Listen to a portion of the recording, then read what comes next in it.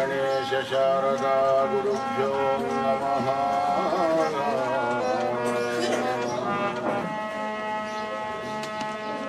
ओम शुक्लां ब्रह्म विचारसार परमां आद्यां जगद्व्यापिनी वीणा पुस्तकधारिणीं अभयदां जड्यन्धकारापहां हस्ते स्फटिकमालिकां च ददतीं पद्मासने संस्थितां वन्दे तां जगदीश्वरीं भगवतीं बुद्धिप्रदाम् अप्रमेयत्रयातीत निर्मलज्ञानमूर्तये मनोगिरां विदुराय दक्षिणामूर्तये नमः।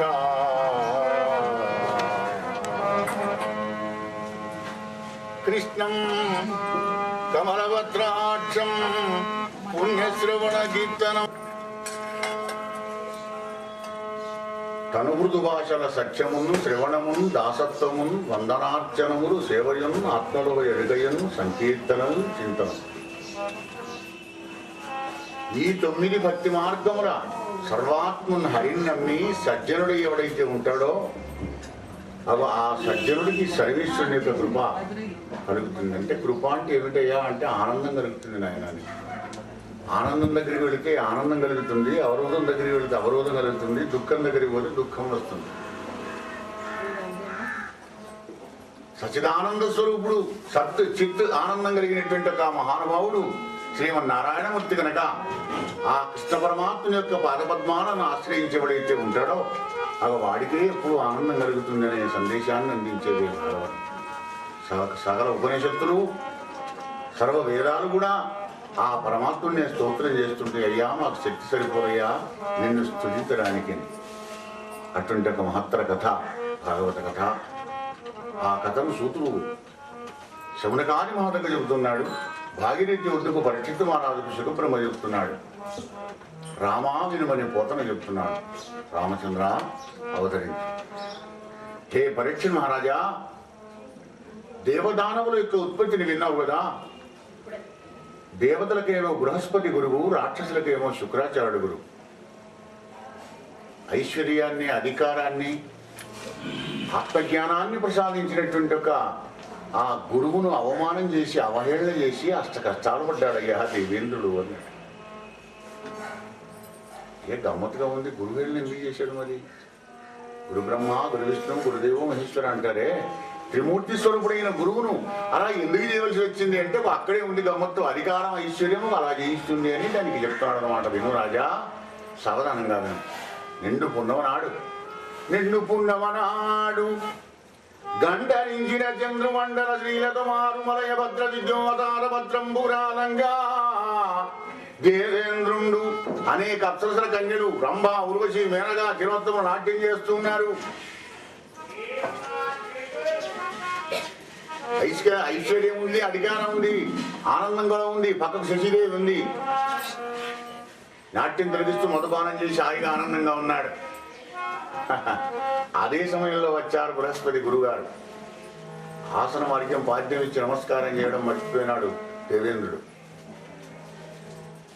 ఆహా, అప్పుడే అహంకారం కలిగింది ఆ బిడ్డ. నీకు నేనిచ్చిన ఐశ్వర్యం అధికారంతో గురుశక్తిని మర్చిపోయినావు కదా అని అక్కడి నుండి అదృశ్యమైనాడు బృహస్పతి గారు. ఎరుగక చేసినట్టి గురువేళనమంద ఎరింగి ఇంద్రుడు అచ్చరు అడి వీధి నుండి అతి చింతితుడయి తలబోసే. అక్కట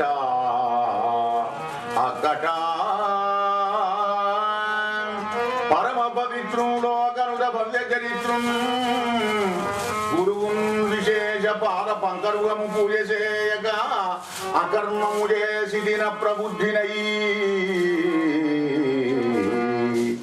అకర్మము చేసి దిన ప్రబుద్ధినై. ఎంత పని చేశాను నేనని బాధపడ్డాడు ఇంద్రుడు. పాపం తన తప్పు తెలుసుకున్నాడు. గురుగారు అదృశ్యం కాగానే అప్పుడు వచ్చినమాట. అంటే గత జల సేతు బంధనాలే మనం చేస్తుంటాం. దేవేంద్రుడు అంటే ఎవరి మనస్సే. అయ్యో గట్ల చేయకపోనుంటుంది, అక్కడికి పోకపోనుంటుంది అంటే ఇలా పోకుండా ఎలా ఉంటావు నువ్వు? ప్రకృతే క్రియమాణాని గుణకర్మాణి సర్వశః అహంకార విమూఢాత్మా కర్తాహమితి మన్యతే. 3 గుణాల్లో ఉన్నటువంటి ఒక ప్రకృతి అంతా చేస్తూ ఉంటే నేను చేస్తున్నాను, నేను చూస్తున్నాను అంటాట ఈ యొక్క అహంకారి కలిగినటువంటి ఒక విమూఢుడు. పోకుండా ఎలా ఉంటావు? కలిగింది అంతే, అవమానం చేశాడు అని గబగబా గురుగారింటికి వెళ్ళాడు. బృహస్పతి ఇంటికి దేవేంద్రుడు ఆధ్యాత్మ విద్యతోని అదృశ్యమై ఉన్నాడు. ఎక్కడా ఊపడకుండా గురుకృపకు దూరమైనాడు దేవేంద్రుడు. మరి అదే సమయం చూసుకున్నారు రాక్షసులు. ప్రతిపక్షం ఎప్పుడు మీద పడుతుందంటే మన యొక్క పార్టీ బలహీనంగా ఉన్నప్పుడే ప్రతిపక్షం మీద పడుతుంది. ఇప్పుడు దేశంలో కూడా అదే జరుగుతోంది. నువ్వా నేనా ఎవరైతారు ఏమి లేనటువంటి ఒక పరిస్థితిలో కూడా రాక్షసులు వచ్చి యుద్ధం చేస్తున్నారు దేవతల మీద పడి. దేవతలందరూ కలిసి బ్రహ్మదేవుడి దగ్గరికి వెళ్ళారు. పద్మసంభవ బ్రహ్మదేవా సురులకు కలిగిన ఆపద నుండి రక్షింపుమా.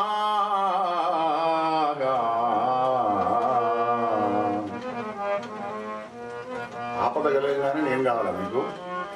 అంతమంది బుద్ధి ఎక్కడికి పోయింది?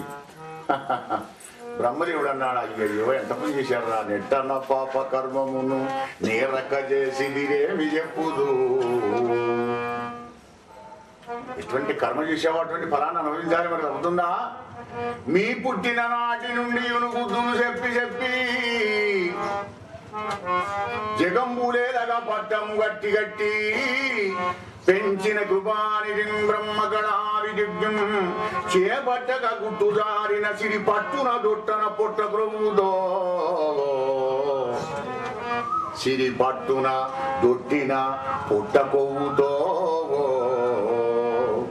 సిరి పట్టిన లక్ష్మి ఐశ్వర్యం బాగానే అహంకారం కలిగి కన్ను మిందగా అనకుండా గురుగారిని అవమానం చేస్తారా వెధవలారా?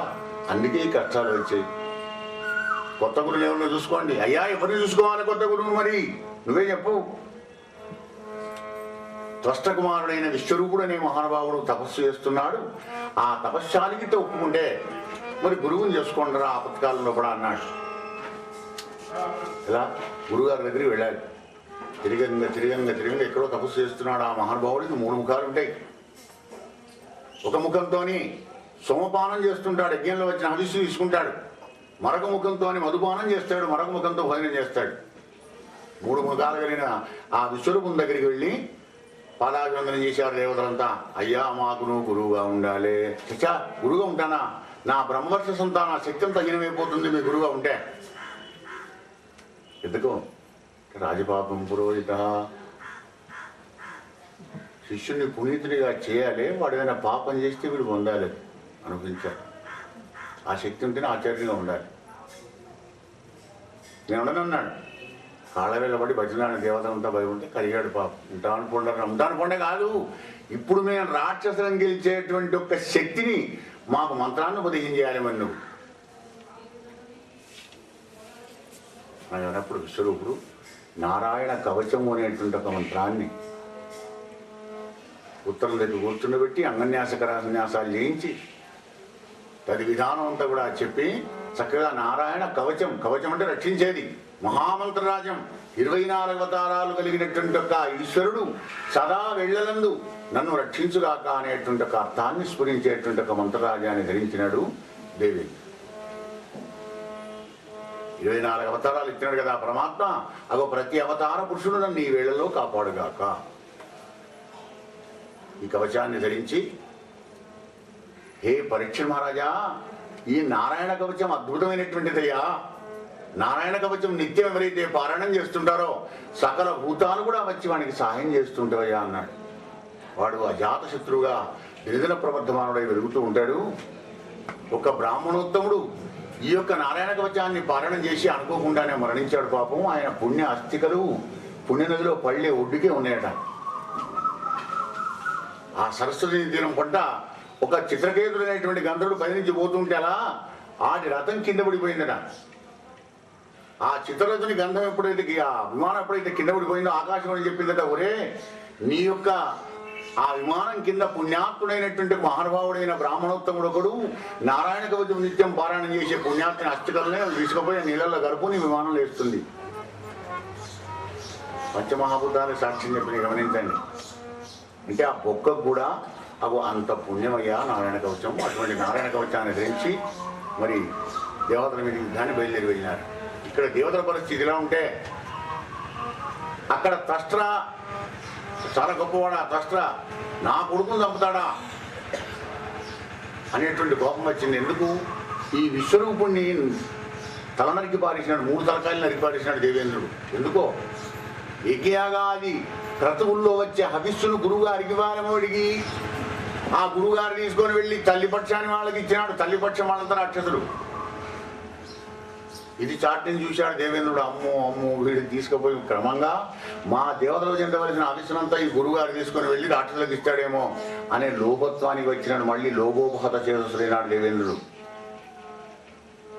అర్థాతురాణం నగురున్న బంధు క్షుధాతురాణం నరుచిన్న పద్మం. అర్థం మీద ఎప్పుడైతే లోభత్వం కలుగుతుందో గురువు లేడు, దైవం లేడు, బంధువు లేడు, పెద్ద లేడు, తల్లి లేదు, తండ్రి లేడు, వెళ్ళి నరికి పారేసినట్టు. గురుద్రోహం, బ్రహ్మహత్యా పాతకం. మరి అలా నరికినాడు గురువు ఉండగానే ఆ త్వష్టయ్య కోపానికి వచ్చిన కొడుకును చంపుతావా దుర్మార్గుడా, నిన్ను చంపేటువంటి కొడుకును కంటానని పెద్ద యజ్ఞం చేసినాడు. ఆ యజ్ఞం లోపల ఉత్తాదుడు అనేటువంటి వాడు పుట్టాడయ్యా రాజా. పెద్ద బొజ్జ, దేన్నైనా అవలీలుగా మింగేటువంటి ఒక వక్రం, పెద్ద శరీరం, ఆజానుభావుడు.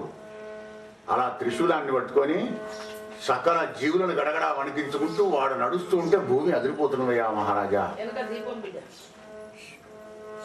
రాక్షసులందరూ వృత్తాసుని వెనకాల ఉన్నారు. దేవతల మీద యుద్ధానికి వచ్చారు. దేవతలు ఏది ప్రయోగం చేసినప్పటికీ కూడా ఆయుధాలన్నీ విడిచి పారేస్తున్నాడు వృత్తాసుడు. దగ్గరికి కూడా నమస్తే అడుగుతున్నా మింగి పారేస్తున్నాడు. అమ్ము అమ్ము వీడియో తిరిగిపోయి మన యుద్ధం అడిగేగలం అని ఏమనుకుంటారా దేవతలంతా?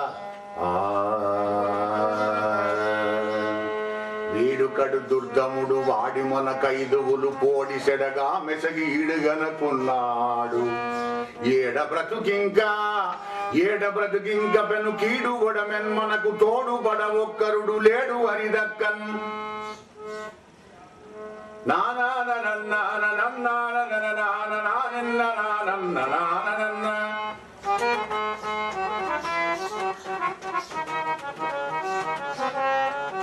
వీడుకడు దుర్గముడు వాడి మన కైదువులు పోడిసెడగా మెసగి ఈడుగనుకున్నాడు. ఏడ బ్రతుకింక మనకు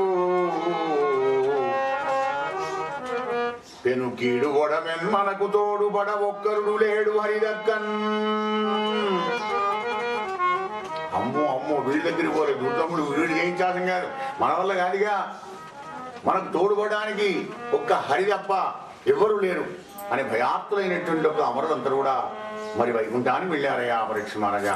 యోగనిద్ర పరమశుడు యోగనిద్రలో ఉన్నాడు పరమాత్మ. సాష్టాంగ దండప్రణామం చేశారు, చేతులు జోడించుకున్నారు. శ్రీహరి పురుషోత్తమ శ్రీమన్నారాయణ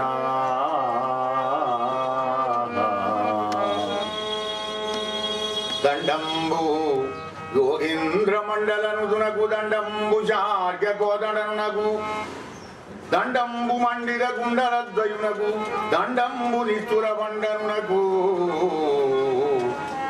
దండంబు మత్తవే దండ రక్షకునకు దండంబు రాక్షస ఖండనునకు దండంబు పుణ్యందు మండలముకునకు దండంబు తేజ ప్రచండనునకు దండమద్భుత పుణ్య ప్రధానునకు దండముత్తమ వైకుంఠరామునకును దండమాశ్రిత రక్షణ తత్పరునకు దండమురు భోగి నాయక తల్పునకు దండమయ్యా.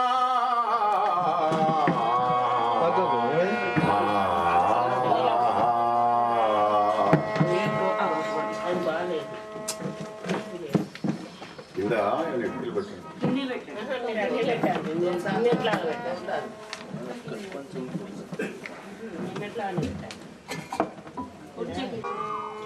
పరమాత్మ చాలా మంది దేవతలు వృత్తాసుని చేతిలో మరణించినారు. ఈ ఉన్న వాళ్ళన్నా కాపాడవయ్యా కరుణామయ్య అనగానే, ఇంద్ర అష్టదిక్పాలకులారా, వాడి యజ్ఞగుండంలోంచి పుట్టినవాడు కనుక మహా తేజస్సు కలిగినటువంటి వాడు, వాడితోని మీరు ఎవ్వరు కూడా యుద్ధం చేస్తే గెలవలేరు నాయన. కనుక 1000 సంవత్సరాల నుండి ఘోరంగా తపస్సు చేస్తున్నాడు బ్రహ్మఋషి ఈశ్వరుడైనటువంటి ఒక దదీచి అనే మహామనీంద్రుడు. ఆయన దగ్గరికి వెళ్ళి బతిలాడండి. ఒకవేళ ఆయన గిట్ట ఒప్పుకుంటే ఆయన వెన్నెముకను తీసుకొని వచ్చి వజ్రాయుధంగా చేసి చేస్తాడు వాడు అన్నాడు. ఒకటి గమనించండి, ఇక్కడ దేవేంద్రుడు కాదు, ఉపేంద్రుడు కాదు, వాడు చక్రవర్తి కాదు, సుయ్యం కానీ సుయ్యం కానీ కాక కష్టాలు వచ్చినప్పుడు కష్టాలే వస్తుంటే అదే లిస్టు నడుస్తుంటుంది అనమాట. రీలు వస్తే ఆ రీలే కోరకుండా సుఖాలు కూడా అట్లాగే వెతుక్కుంటూ అవి వస్తుంటాయి. కానీ దానప్పుడు వీడికి సమయం తెలియదు. కష్టంలోనూ నిమిషం యుగంలాగా గడిచిపోతుంది. అది కూడా మనస్సంభవమే. సుఖ దుఃఖాలు కానివ్వండి, దరిద్రం ఐశ్వర్యం కానివ్వండి, ఇవన్నీ కూడా మనస్సంభవాలని చెప్తాడు ముందు గ్రంథంలో ప్రాహ్లాదుని ద్వారా. మనస్సంభవాలు. కష్టాల మీద కష్టాలు వస్తుంటాయి.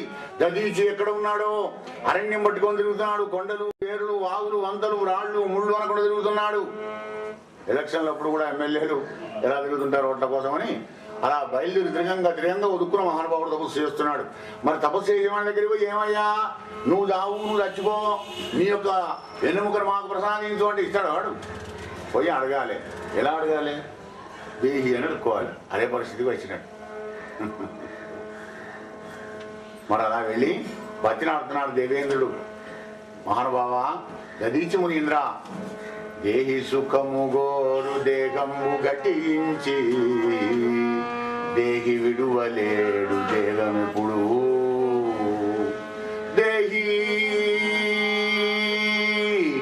దేహి అస్మదీయ దేహంబు కొరకై నీ దేహమియగదయ్య దేవతలకు.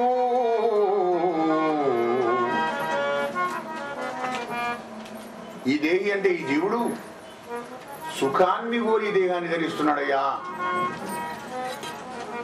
అటువంటి సుఖాన్ని నిలయమైన ఈ దేహాన్ని విడవాలంటే ఎవరికైనా కష్టమే మహాత్మా. కనుకనే నువ్వు దేహి అని అడుగుతున్నావయ్యా, నీ దేహాన్ని మా దేహం కొరకు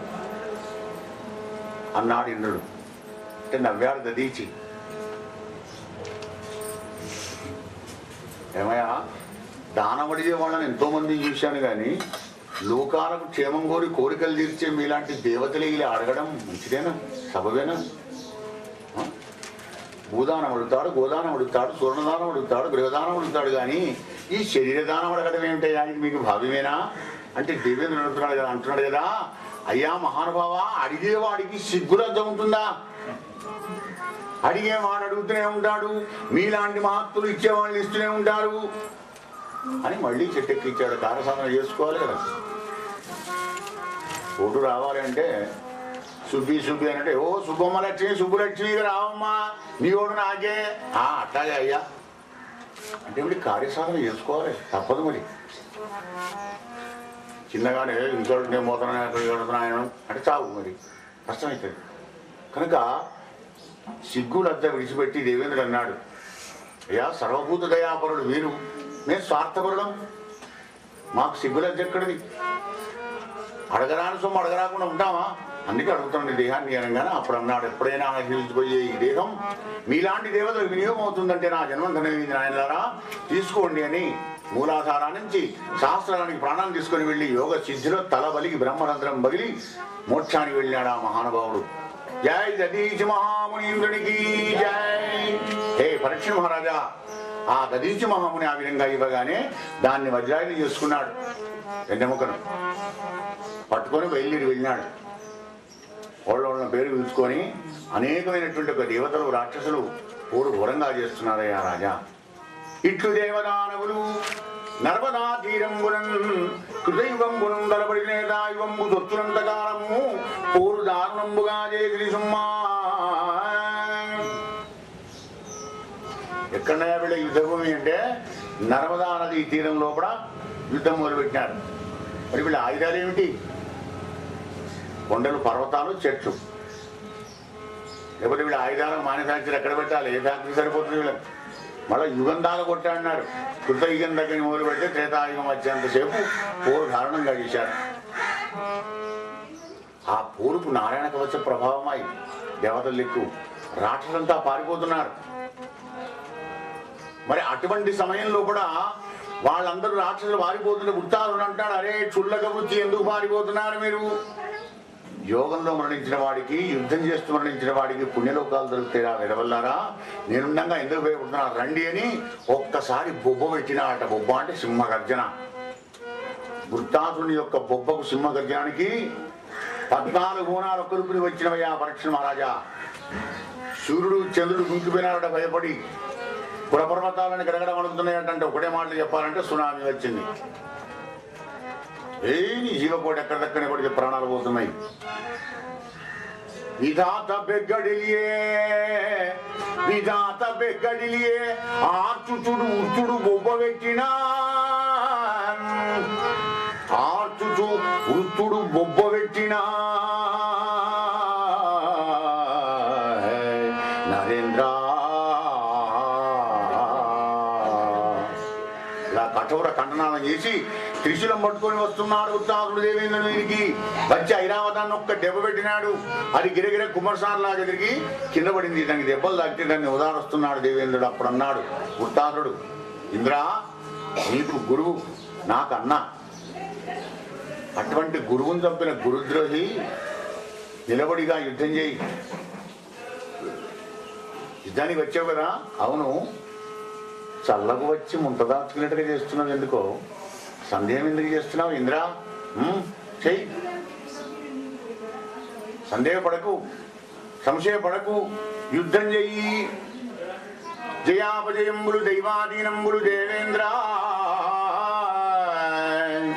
శ్రీ మహావిష్ణువు యొక్క కృపతో నిలదీసి మహాముని కన్యము కనబట్టుకొని వజ్రాయుధంబుగా చేసి యుద్ధమునకును వచ్చిదివి కదా. మరి అయినా జయాపజయాల దైవాధీనం కనుక మరి యుద్ధం చెయ్యి. మరి ఎందుకు సంశయం చేస్తున్నావు? ఈ యుద్ధంలో గిట్ట ప్రాణాలు పోయేది ఉంటే ఆ పరమాత్ముని యొక్క పాదసన్నిధిలో చేస్తానని చెప్పి మనస వాచ కర్మణ త్రికరణ శుద్ధిగా ఆ యొక్క వృత్తాసుడు ఆ భగవంతుణ్ణి ధ్యానం చేస్తున్నాడు. హే పురుషోత్తమ పురాణ పురుష వేదాంత విద్యా అభయస్వరూప శ్రీమన్నారాయణ,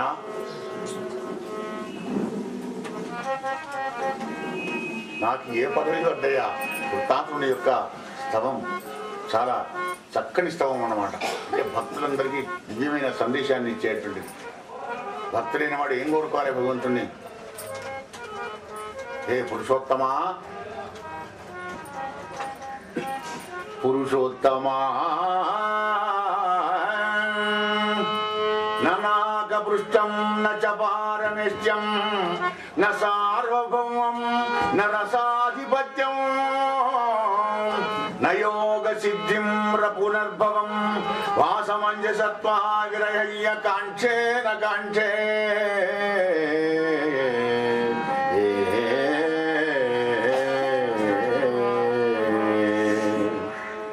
స్వామి, బ్రహ్మాధిపత్యం కానీ, దేవేంద్రుగా పదవి కానీ, ఉపేంద్ర పదవి కానీ, ఇంద్ర పదవి కానీ, చంద్ర పదవి కానీ నాకు ఏది వద్దయా? పదవులు ఏది వద్దు.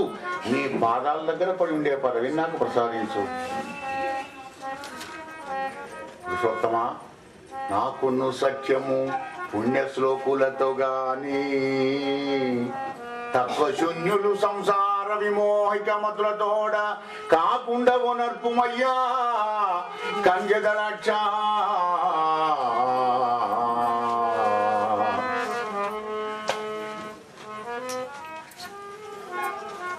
అయ్యా, నాకు సఖ్యం, నేను కొళ్ళ ప్రాణాలు విడిస్తే మళ్ళీ వచ్చే జన్మలో కూడా నాకు సఖ్యం ఎవరిని ఇస్తావు? మరి పుణ్యశ్లోకుడు అంటే నీ పాదభక్తులతో నాకు సాంగత్యాన్ని ప్రసాదించు. సంసార మోహంలో పడిపోయేటువంటి ఒక వాళ్ళ సావాసం నాకు ఇవ్వదు అని శ్రీహరి మీద మనస్సును పెట్టి ఇలా స్తోత్రం చేస్తుంటే అబ్బురపడ్డాడు దేవేంద్రుడు. అని నేను ఇంద్రుండయ్యుండు కూడా ఆ భగవంతుణ్ణి మరి ఇంత గట్టి భక్తితో నేను ఎన్నడూ ప్రార్థన చేయలేదే నాయన, ఏ నియమాలు సలిపేవరా బాబు అని అడుగుతుంటే కఠోర ఖండనాలను చేసుకుంటూ త్రిశూలం ముట్టుకొని వచ్చినాడు వృత్తాసుడు. వాడి యొక్క చెయ్యిని నరికి పారేసినాడు. కల్పాంతాగ్నిలో కూడా ఉరికినట్టుగా వస్తున్నాడు మరో చైతన్యం చేత్తోని. ఆ చెయ్యిని కూడా అడిగి మారేసినాడు. మరి చివరికి ప్రళయకాలంలో మృత్యుదేవత ఎలా వస్తుందో వచ్చి ఇంద్రుణ్ణి, ఐరావతాన్ని, వజ్రాయుధాన్ని లటుక్కున మింగి పారేసినాడు వృత్తాసురుడు. దేవరంతా గుసగుస పెట్టుకుంటారంటే ఇంకెందుకే పదండి పదండి, మన దేవేంద్రుడి పని అయిపోయింది, వాడి మింగి పారేశాడు, జీర్ణం చేసుకుంటాడు, ఇంకెక్కడ దేవేంద్రుడిగా. కానీ పరీక్ష మహారాజా, వృత్తాసురుని ఉదరంలో పడ్డటువంటి ఒక దేవేంద్రునికి ఏం కాలేదయ్యా, నిక్షేపంగా ఉన్నాడు. మరి కారణం ఏమిటో తెలుసునా? అయ్యా నాకేం తెలుస్తుంది, నువ్వే చెప్పాలి. వృత్తాసురుడు ఎప్పుడైతే దేవేంద్రుడిని మింగినాడో ఐరావతంతో అంటా మింగినాడు అన్నమాట. కానీ కందడు కందడు భీతిన్ గుందడు ప్రకంపితముందడు పెద్దని దురంజందడు తత్తరింపడు వైష్ణవీ జయానందపరైక విజయున్మనమ్మున దాల్చుతుండెగాన సంక్రందనుడా నిశాచరుని గర్భములో శ్రీహరి రక్షితంగుడై కందడు భీతింగుందడు ప్రకంపితముందడు నిర్దురంజందడు తత్తరింపడు. ఎందుకయ్యా మరి? వైష్ణవీనంద జయాపరందక విజయ, జయాన్ని ఇచ్చేటువంటి ఒక విష్ణుమూర్తి యొక్క మంత్రం నీ దగ్గర ఉంది కనుక ఆ విద్యను మనమ్మున దాల్చుతుండెగానా కందడు. నారాయణ కవచ ప్రభావం ఎంతో తెలుసుకోండి. గోపాలకృష్ణ భగవానికి అలా మిట్ట మధ్యాహ్నం వేళ్ళ వృత్తాసుర వధ చేసి ఆ ఉదరాన్ని ఛేదించుకొని బయటికి వచ్చినాడు దేవేంద్రుడు. అప్పుడు దేవతలంతా దేవేంద్రుడితో మాట ముచ్చట ఏది లేకుండా కోపం వచ్చి వెళ్ళిపోయినట్టు, అత్తెల మీద పూనీలు చేస్తున్నాడు, ఈ పదవి గంగలో కొన్ని పదవి లేకుండా మానే మాకు ఈ బ్రహ్మహత్యా పాతకాలన్నీ ఎందుకొని. మొదటి గురువును అవమానం చేసే, రెండో గురువును చంపే, మళ్ళీ మూడో గిరాజుడైన వృత్తాసురుని వీణ సంహారం చేసేది కూనీలు. వాడు అవమానం, రెండు హత్యలు, ఛీ అని మాట్లాడకుండా వెళ్ళిపోయినారయ్యా. మరి ఈ దేవేంద్రుని వెంబడి ఆ బ్రహ్మహత్యాపాతకం చండాల రూపంలో వచ్చి మింగుతానని వస్తున్నది. కుష్టు వ్యాధితో ఉన్నటువంటి ఒక స్త్రీ వెంట్రుకలు విరబోసుకొని భయానకంగా నిన్ను మింగుతా అని వస్తుందట. బ్రహ్మహత్యాపాతకం అంటే ఏమిటి? వస్తుందా భయానకంగా? నెలా నువ్వు చేసిన పాపమే నీ స్మరణకు వచ్చి, ఏ పాపమైతే ఏ మనస్సును నమ్ముకొని చేశావో ఆ మనస్సు యొక్క వ్యక్త రూపమే ఈ చండాల రూపం అన్నమాట. చేసావుగా, అవుతూ చేసావు కర్మఫలాన్ని, ఏడ్చుకుంటాను గురించాను మరి తప్పదిగా. బ్రహ్మహత్య పాతకం వస్తుంటే నీళ్లలో పోయి 1 సంవత్సరం ఉన్నాడు దేవేంద్రుడు. ఆ తర్వాత అశ్వమేధాగాలు చేసినాడు, అయినా పోలేదు. హత్య ఎక్కడికి పోతుంది? బ్రహ్మహత్య పాతకం.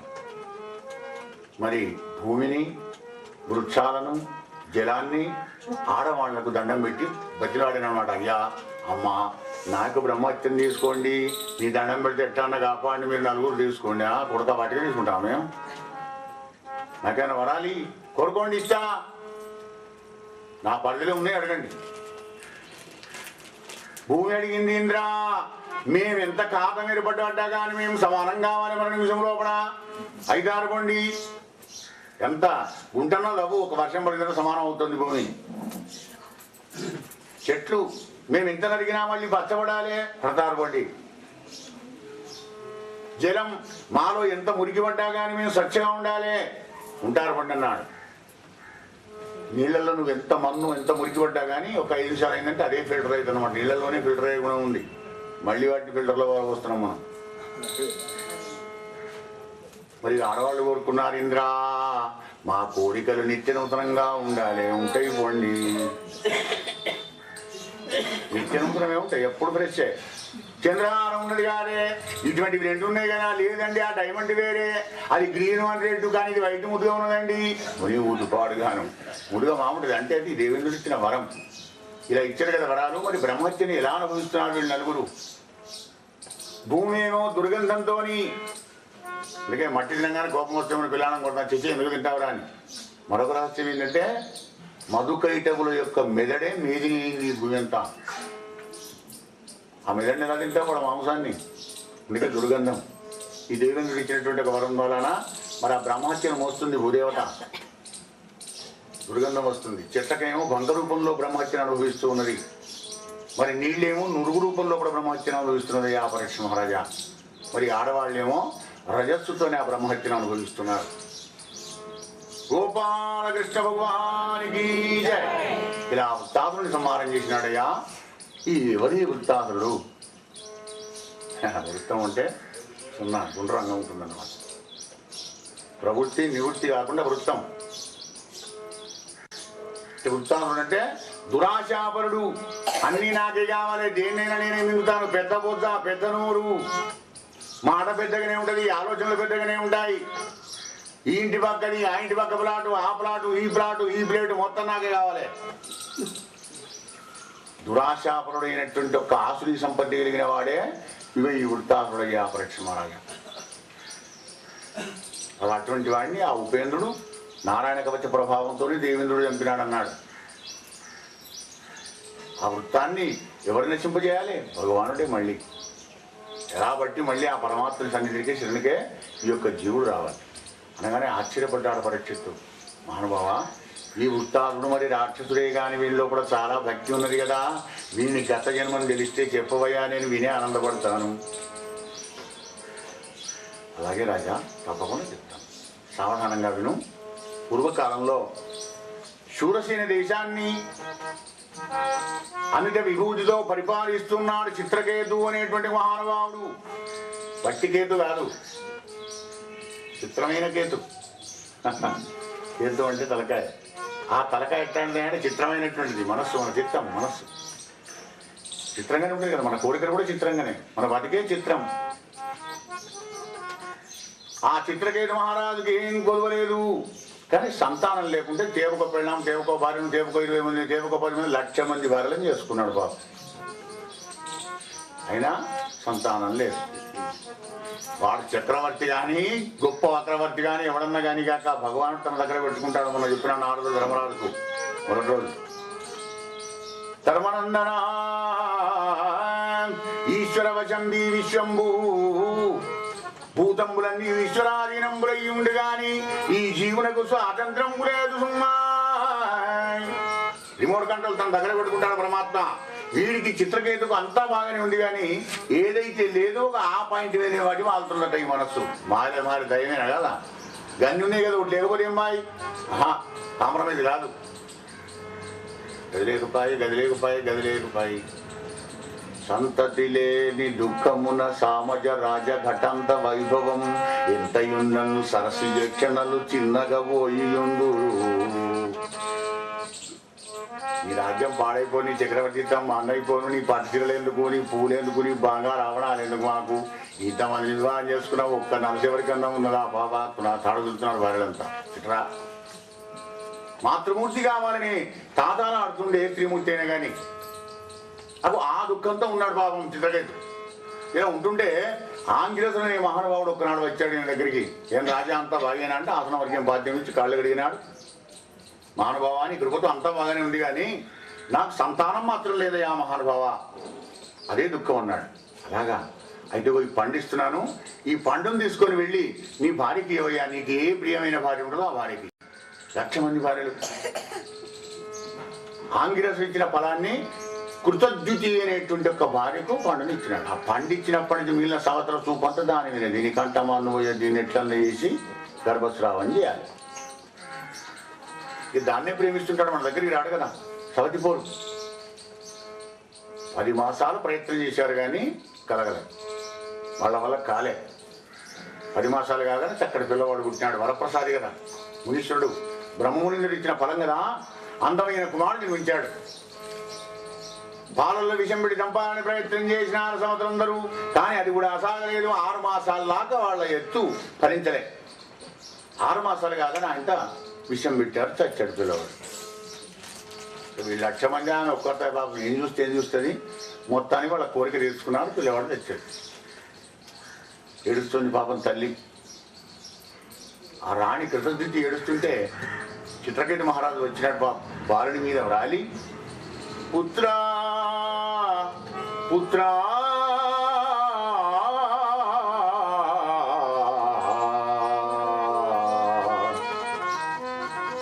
నీవా ఆర్తదంబోళియై కూలగా వ్రయగా ఈ కొద్ది నన్నేటికి జాలి నొందించదము నా దాట ఇంకెట్టిదో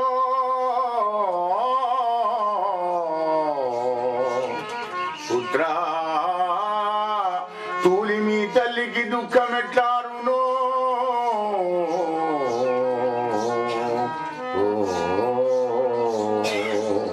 నాయనా ఎందుకు పుట్టావురా 6 నెలల కొరకైనా కడుపులో ఇంత అందంగా ఎందుకు పుట్టావురా మీ తల్లి యొక్క దుఃఖం ఎలా పోతుందిరా నాన్న అని ఏడుస్తున్నాడు బాబు.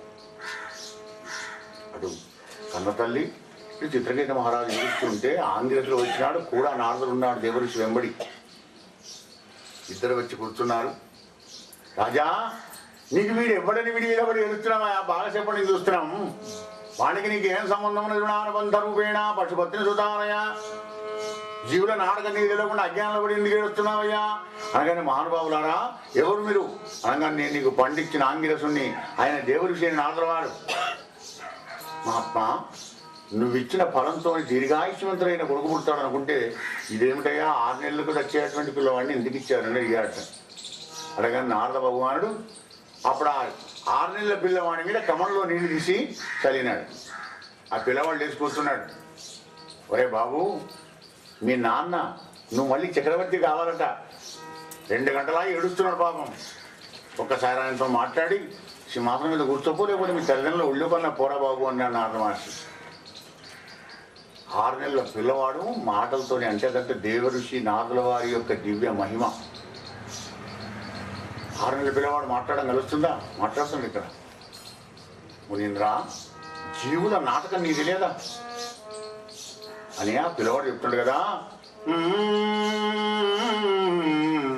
కర్మవశమునయందు సుఖంబులేక నా కర్మవశంబునయందు సుఖంబులేక దేవతిర్యగుణ్యోనుల తిరుగు నాకు వెలయ ఏ జన్మమందునో వీరు తల్లిదండ్రులైనారు తెలుపవే తాపసేంద్ర.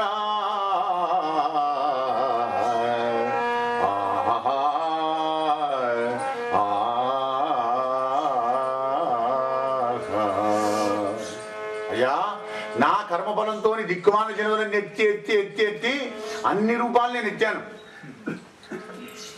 కానీ కర్మవశంతో వీళ్ళ గర్భంలో 10 మాసాలు బయట 6 మాసాలు మొత్తం 16 మాసాల మందని వాళ్ళకు నాకు సంబంధం. వాళ్ళకు నాకు ఏముందయా నేను వెళ్ళిపోతున్నాను. మళ్ళీ కింద పడి తెచ్చాడు ఆ పిల్లవాడు. మహారాజా చూసావా ఎందుకయ్యా ఈ 1/by ట్రాఫిక్ ప్రేమ? కొడుక 2 గంటలు ఎడిచావు కదా కొడుకును పలికిస్తే మరి వాడిని నిలబడి నాన్న నడలేదేమయ్యా? అజ్ఞాన పొరను మహాత్ములుగా ఆ విధంగా తెలుస్తారన్నమాట. చెప్తే వీళ్ళు ఎట్లా వినే పరిస్థితి లేడు కదా. ప్రాక్టికల్. అప్పుడు ఆయన మోహమంతా దారిపోయింది. నారదుని పాదాలు పట్టుకున్నాడు. నారాయణ మంత్రం ఉపదేశం చేసినాడు. రాజ్యాన్ని పరిత్యాగం చేసి మరి ఆ భగవంతుని యొక్క ధ్యానం చేస్తూ జీవితాన్ని గడుపుతూ ఉంటే భగవంతుడు ఆనందపడి ఆదిశేషుడు ఈ చిత్రకేతు మహారాజుకు విమానం ఇచ్చినాడు. ఆ విమానంలో కూర్చొని అనేక పుణ్యతీర్థాలు క్షేత్రాలు కూడా తిరుగుతూ ఉన్నాడు. ఎప్పటికి కూడా తిరుగుతూ అలా బయలుదేరి వెళుతూ ఒక్కనాడు శితగిరి ప్రాంతం అంటే కైలాసగిరి ప్రాంతం దగ్గరికి చేరుకున్నాడు ఈ యొక్క చిత్రకేతు.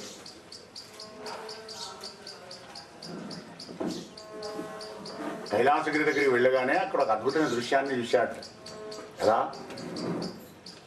బ్రహ్మ ఋషులు, రాజఋషులు, దేవఋషులు అందరూ ఉన్నారు. ప్రమదగణాలు ఉన్నారు.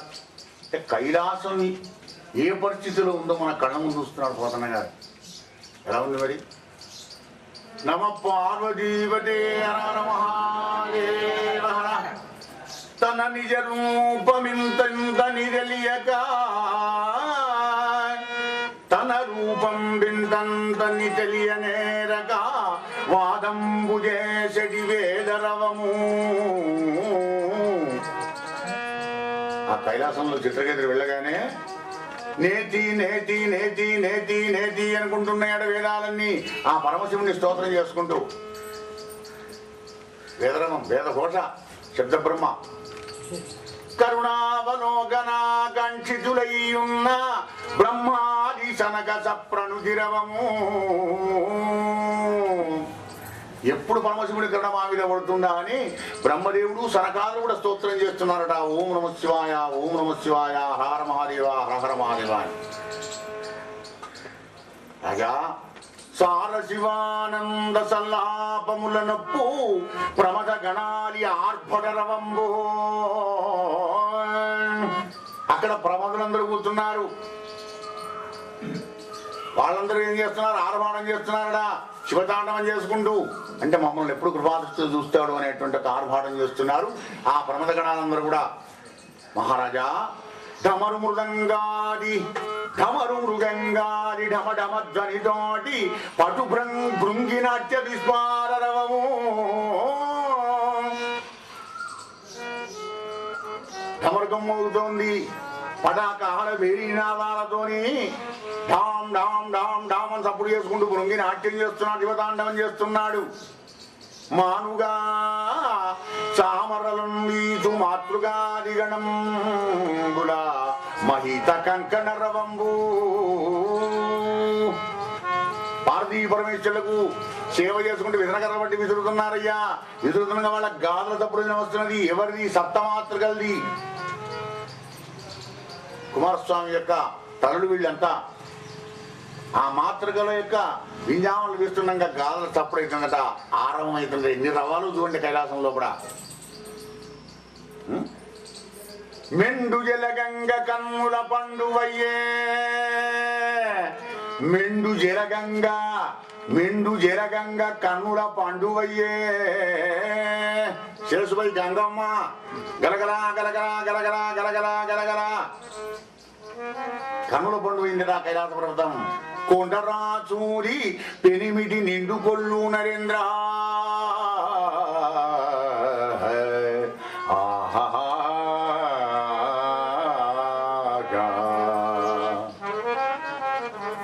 ఇక్కడ వేదరవము, రణుద్రవము, ఆర్భడరవంబు,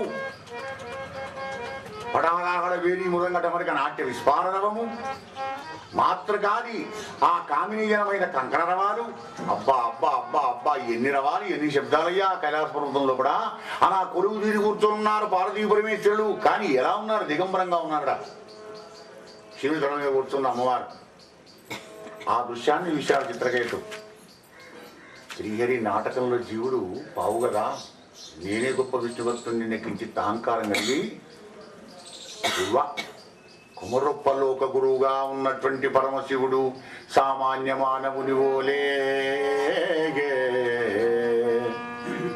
మరి జడలు ధరించి సరిలేని తపంబున ఇంతమంది బ్రహ్మవాదులు గొల్వ బాసిల్లు గలువులో మిథున రూపంబున అజ్ఞాని సామాన్యులాగా మెలంగుటేలా. సిగ్గు లజ్జ లేకుండా పరమేశ్వరుడు అయితే మాత్రమేమయ్యా ఇట్లా చేస్తారా? పార్వతీ పరమేశ్వరుడు అయితే, ప్రకృతి పురుషుడు అయితే ఏకాంతంలో రమించాలి. కానీ బాహాటంగా ఇదేమిటయ్యా అని పకపక అన్నది ఆట చిత్రకేతు. శంకరుడు భోళాశంకరుడు కదా, పోనీలే అని చిరునమూల వేడు ఊరుకున్నాడు. ఎందుకంటే తెలుసు విష్ణుభక్తుల యొక్క సంగతి. విష్ణుభక్తులు అంటే ఆయన చాలా ఇష్టం. మాదండి ప్రేమ. ఎందుకంటే ఆయన హృదయం ఈయనది, ఈయన హృదయం ఆయనది కనుక. శివస్య విష్ణు హృదయం విష్ణుస్య హృదయం శివ నవ్వేడు ఊరుకున్నాడు. కానీ అమ్మవారి కోపమారా ఊరి దుర్మార్గు కూడా. నువ్వేమదనమరాదువా? నీ అదుభాగ్యంలో మేము జీవిస్తున్నాం అనుకున్నావా మూర్ఖుడా? ఓరి రాక్షసాదమా సర్వేశ్వరం పాప సంహారు ధీరం శాశ్వతైశ్వర్యం ఆత్మ సంసారం. ఆ ఈశ్వరం ఎక్కువల్గిన పాపాత్ముడెల్ల భంగి దండనార్కుండుగా గెట్టుకోవు. ముక్కోడి దేవతలు హరహర మహాదేవ పరమశివ అని నా భర్త పాదపద్మాన్ని ఆశ్రయించి ఆనందపడుతుంటారు. అటువంటి మహాదేవుణ్ణి నువ్వు అవమానపరుచావా? రాక్షసుల్లో పుట్టుమని శాపం పెట్టిందయ్యా భవాని. పరమపద సోపాన పడంలో 102వ నెంబర్ మింగింది పాము. మళ్ళీ మొదటికి వచ్చాయి. నిత్యలు వచ్చాయి. ఎగదోసే నిత్యంలే కాదు, పడదోసే పాములు ఉంటాయి. తస్మాచారు నువ్వెంత గొప్ప భక్తులమైనా, ఎంత జ్ఞానివైనా, ఎంత యోగివైనా అవి అహంకారం అనే రోగం కలిగిందంటే మళ్ళీ మొదటికి వస్తావు రా నాయన. అదే ఇక్కడ జరిగింది. శాపం పెట్టింది ఆయన. శాపం పెట్టగానే వెంటనే కోపానికి రాలే, మళ్ళీ తిరిగి శాపం పెట్టే సమర్థుడే విష్ణుభక్తుడు కదా, మహిమ ఉంది కానీ పెట్టలే. అప్పుడు దండప్రాణం చేశాడు. విమానం దిగినాడు, కిందికి వచ్చి భవానికి సాష్టాంగ దండప్రాణం చేసినాడు. హే జగన్మాత భవశాపవాక్యంబులిట్లే గైకొంటిని తల్లి, ప్రాచీన కర్మంబులెన్ ప్రాప్తంబైన సంసార చక్రంబు చేత అజ్ఞాన మోహితులై తిరుగుతున్న జంతువులకు సుఖ దుఃఖంబులు నైజంబులవును కదా మాత. ప్రకృతిలో ఉన్న జీవులకు సుఖ దుఃఖాలు నైజాలు సహజాలు కదా అమ్మా. అయినా నాకు నువ్వు శాపం పెట్టినందుకు బాధ లేదు. ప్రకృతి పురుషులైనా భారతీయ పరమేశ్వరులైనా నా తల్లిదండ్రులైనా మిమ్మల్ని అవమానపరిచాను అనేటువంటి ఒక సిగ్గుతోనే నేను కృంగి కృషించిపోతున్న తల్లి. అమ్మా నీ శాపాన్ని అవశ్యం స్వీకరిస్తానన్నాడు. బయలుదేరి వెళ్ళాడు. పోయిన తర్వాత పరమశివుడు అన్నాడు, భవాని ఎంత పని చూశావు, విష్ణు భక్తుల నిస్వరభావం చూశావా, తిరిగి మళ్ళీ నీకు శాపం పెట్టే సమర్థుడేవాడు, కానీ పెట్టలే చూశావా, విష్ణు భక్తులు అంత గొప్పవాళ్ళు అని శ్లాఘించినాడు పరమశివుడు. అలా పార్వతీ పరమేశ్వరులు మరి వాళ్ళకు నమస్కారం చేసి చిత్రకేతు వెళ్ళిపోయినాడు. ఒక వాడే రాక్షసంలో ఉత్తాసుడు పుట్టినాడయ్యా పరీక్ష మహారాజా. రాజా రామచంద్ర భగవానికి నమ. పార్వతీపతే హర హర మహాదేవ హర. ఇది విన్నటువంటి పరీక్షిత్ మహారాజుకు సంశయం కలిగింది కదా. అంటే మనకు కలిగే సంశయమే ఆయన కలిగింది. మహానుభావ, భాగవతం బ్రహ్మాండంగా వివరిస్తున్నావు, కానీ నాకు ఒక సందేహం.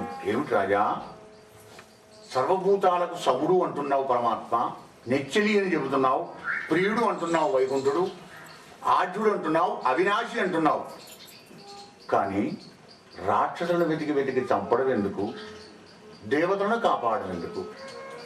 దేవతలు ఏమైనా లంచం ఇస్తున్నారా అంటే దేన్ని ఆశించడు, నిర్వికారుడు, నిర్మలుడు, నిరంజనుడు అని చెబుతున్నావు. మరి రాక్షసుడు ఏమన్నా భయం అంటే అవినాశి, అవ్యుడు, నాశరహితుడు అని చెబుతున్నావు. మరి ఈ పక్షపాతం ఎందుకు? రాక్షసులను చంపుడు ఎందుకు, దేవతలను కాపాడు? మనకు కూడా వస్తుంది సందేహం కదా. భగవంతుడు అందరికి సమానుడే అని చెప్తున్నారే, సూర్యం సర్వభూతానం అని చెప్తున్నారు కదా, మరి రాక్షసులను చంపడం ఎందుకు అంటే శుకదేవుడు నవ్వాడు. రాజా నీ సంప్రశ్నం వర్ణనీయం గదా నికంబు రాజేంద్ర. హే రాజా, చక్కటి సంప్రశ్నం చేశావయ్యా, వర్ణింపదగిన ప్రశ్న వేశావయ్యా, లోక కళ్యాణాన్ని కారకమైనటువంటి ఒక ప్రశ్న వేసినావు. లక్ష్మీ సంభావిని సచ్చరిత్రంబు మహాచిత్రంబు చింతింప, మహాచిత్రంబు చింతింప. లక్ష్మీపతి అయినటువంటి యొక్క నారాయణమూర్తి యొక్క కథ చిత్రంగానే ఉంటుందయ్యా రాజా. నీకు సంశయం రావడంలో ఏమాత్రం అతిశక్తి లేదు. మా గురువు గారు అయినటువంటి ఒక వ్యాసభవానికి నమస్కారం చేసి హరికథని చెప్తాను, సావధానంగా వినవయ్యా అన్నాడు సుఖబ్రహ్మ. వ్యక్తుండు కాక భగవానుడు, గుణంబులు లేక ప్రకృతిని చెందక, భవంబులందక పరమేశ్వరుడు తన మాయవలైన గుణంబుల చేత బాధ్య బాధకత్వాలను అందింపజేస్తుంటాడయ్యా రాజా. గుణాతీతుడు భగవంతుడు. మరి ఈ ప్రకృతి ఏమో 3 గుణాల్లో మునిగి ఉంటుందయ్యా రాజా. రజోగుణంతో సృష్టి, సత్వగుణంతో పాలన, తమో గుణంతో లయం చేస్తుంటాడు ఆ భగవాన్. సత్వగుణం కలిగిన దేవతలేమో హాయిగా ఉంటున్నారు, మరి తమోగుణ రజోగుణం కలిగినటువంటి రాక్షసులు మరణిస్తున్నారు. భగవంతుడు కాదు, ప్రకృతి వాళ్ళని నశింపజేస్తుంది. భగవంతుడు ఎప్పుడు కూడా ఎవరిని లేడు, అందరూ సమానమే. ఎవరు ఏ విధంగా అనుగ్రహించగోరితే వాళ్ళని ఆ విధంగానే అనుగ్రహిస్తుంటాడు. కానీ వాడు మిత్రుడు కానీ వాడు శత్రుడు కానీ ఆయన గురించి. మహారాజా సావధానంగా విను. నువ్వు ఎలా నన్ను అడిగినావో, పూర్వకాలంలో ధర్మరాజు రాజయాగంలో కూడా శిశుపాలుని వధించగానే ధర్మరాజు వెంటనే నారదుల వారిని అడిగినాడు, అయ్యా మునీంద్ర, ఈ శిశుపాలుడు ఇప్పటిదాకా దూషించాడు పరమాత్ముని, వీడు మరంలో పురుగై పుట్టకుండా భగవంతుల్లో కూడా కలిసిపోవడం ఏమిటయ్యా, విచిత్రంగా ఉంది అన్నాడు. అంటే అప్పుడు ధర్మరాజు చెప్పిన ఆ ఇతిహాసం నీకు వివరిస్తానయ్యా, నీ ప్రశ్నకు సమాధానం అవుతుంది. శిశుపాలుడు మరణించగానే ధర్మరాజు ఇలా నీ మాదిరిగానే అడిగినాడు. దాంతో అన్నాడు కదా, రాజా భగవంతుని ధ్యానం ఎప్పుడు చెడగొట్టదయ్యా, ఆయన స్మరణ అలుకనైనా చెలిమినైనా కామముననైనా బాంధవముననైనా భీతినైనా తగిలి తరవ అఖిలాత్ముండకు వరించేరవచ్చునుమ్మా.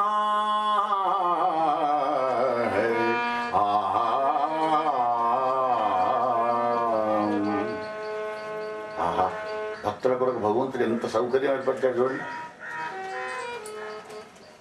కోపంతో అయినా మానే ఎప్పటికీ రామా రామా రామా అని పూర్వకాలం మన వాళ్ళు అన్నారు.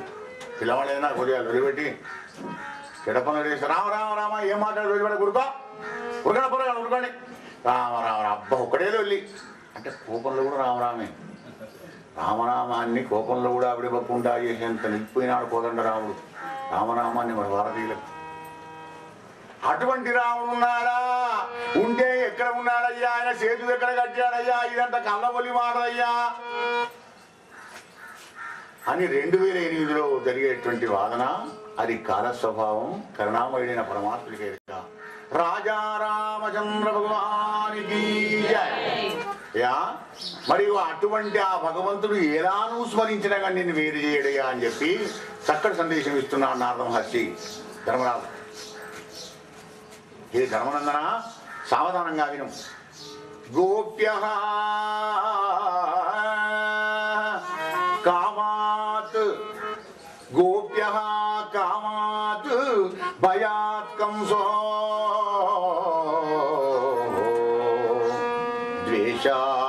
ద్వేషాదయో నృపా సంబంధాత్ వృష్ణయః స్నేహాద్యూయం భక్త్యా వయం విభో. హే ధర్మనందన, గోపికలు కామోత్కంఠత గోపికల్. మూల శ్లోకానికి భాగవతంలో మూల శ్లోకం సప్తమ స్కందంలో మూల శ్లోకం చెప్పాను మీకు. కానీ దానివల్ల నాకు అర్థం కాదు కదా. దానికి నేను అర్థం చెప్పే బదులు పోతన గారి యొక్క ఆ తర్జుమా ఎలా చేశాడు దాని తెలుగులోకి అనువాదం. కామోత్కంఠత గోపికల్ భయమునన్ కంసుండు వైరక్రియా సామగ్రిం శిశుపాల ముఖ్యరుగతుల్ సంబంధులై వృష్ణులు ప్రేమను మీరలు భక్తిని మేము ఇదే చక్రింగంటివి. ఎట్లయినను దామజ్ఞాన గరిష్ఠుడయ్యనేని హరించెందవచ్చు ధాత్రీశ్వరా.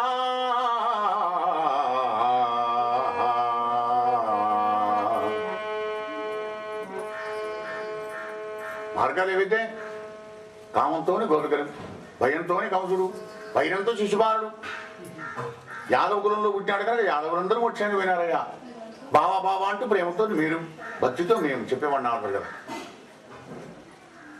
రాజా ఉద్దామ ధ్యాన గరిష్ఠుడయ్యనేని అని చెప్పినాడు. ఇక్కడ అండర్లైన్ చేసుకోవాలి ఆ పదాన్ని.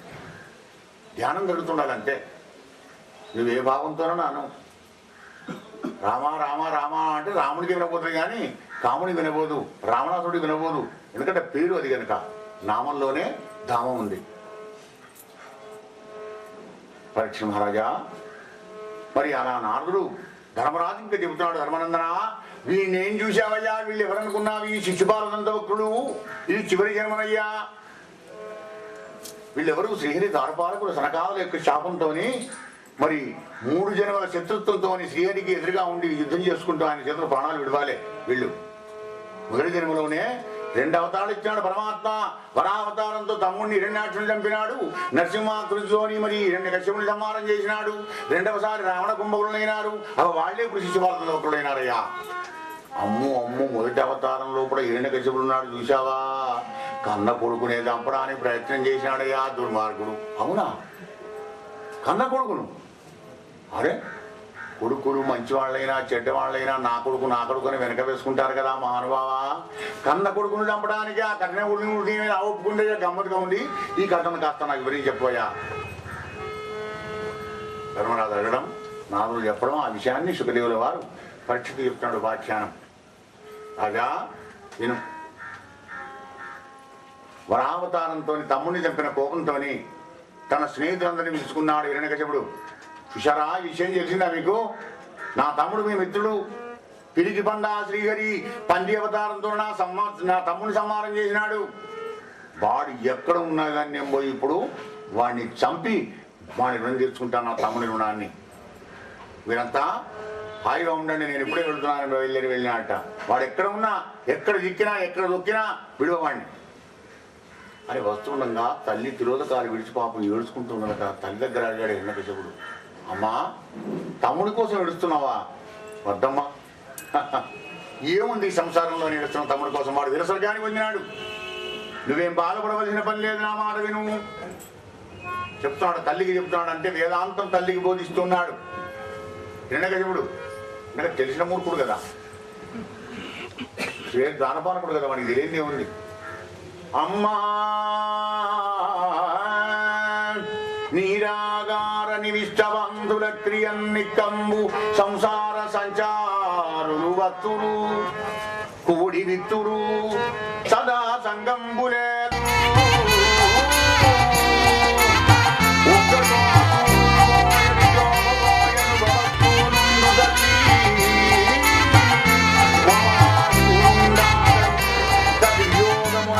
దుఃఖింపనీకేటికిం తల్లి.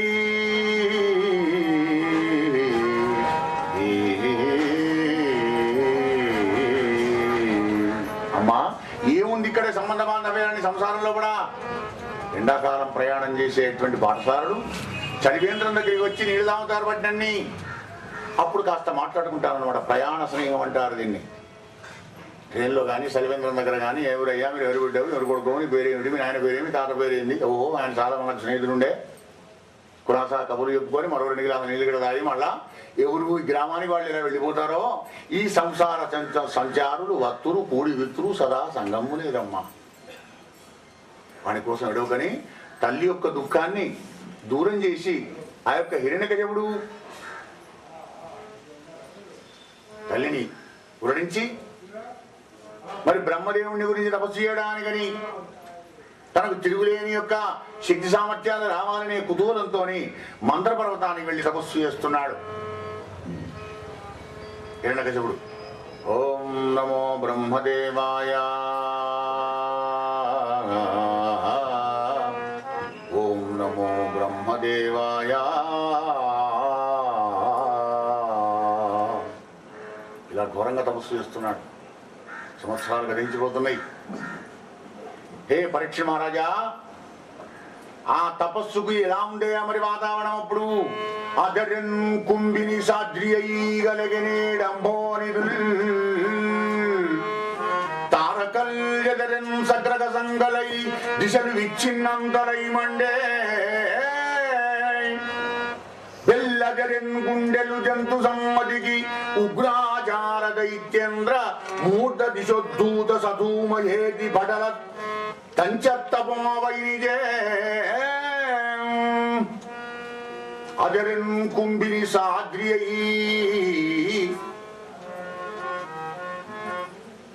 భూకంపం లేచిందట. ఎలా? పర్వతాల కింద పడుకుంటూ. గ్రహాలు పట్టుడిపోయినాయి, సూర్యచంద్రుడు గడగడా వణికిపోతున్నారయ్యా. దిశలు అష్టదిప్పాలకు అందరు గడగడా వణికిపోతున్నారు భయంతో. విచ్ఛిన్నాంతలై మండే జంతు సంతతికి అనేక జంతువులు ఉన్నాయి కదా, వాటికి గుండెలో జల్లు అంటున్నదయ్యా. అంత ఘోరమైన తపస్సు చేస్తున్నాట ఈ యొక్క హిరణ్యకశిపుడు. పరిస్థితిలా ఉంటే అష్టదిప్పాలకు దేవతలందరూ బ్రహ్మదేవుని దగ్గరికి వెళ్ళారు.